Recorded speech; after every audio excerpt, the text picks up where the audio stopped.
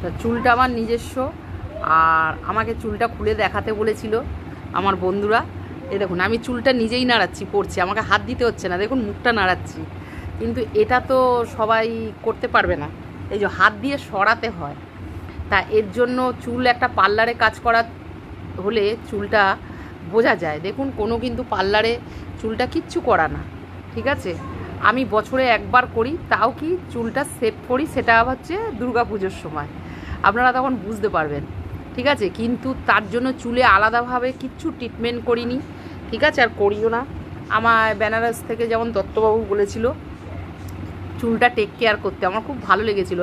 এখন পর্যন্ত করতে পারিনি, ঠিক আছে। করলে আপনারা বুঝতে পারবেন। দেখুন চুল আমার এমনিই পড়ে যায়, ভিডিওর জন্য নাই, দেখুন কথা বলছি চুল এমনিই পড়ে যায়।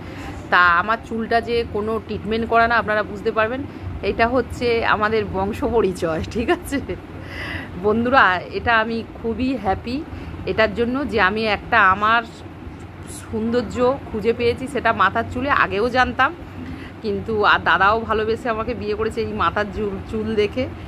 আর আমার ফলোয়ার্সরাও মাথার চুল দেখে ফিদা, প্রত্যেকটা কমেন্টে প্লিজ ভাবি চুল বাঁধকে রাখা করো, প্লিজ বাহিন যারা যারা ছোট আছে চুল বাঁধকে রাখা করো, এরকমই বলছি। এইটাই আমার নিজস্ব চুল, ঠিক আছে।